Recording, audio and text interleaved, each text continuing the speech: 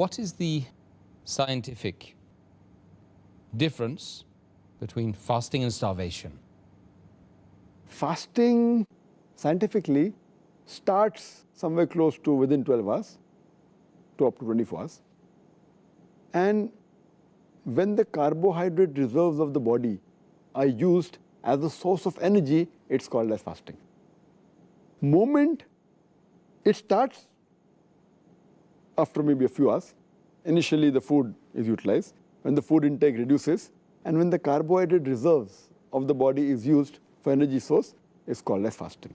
But after the carbohydrate source in the body depletes, gets completely used up, then the protein is used. When protein is used as a source of energy, it's called as starvation.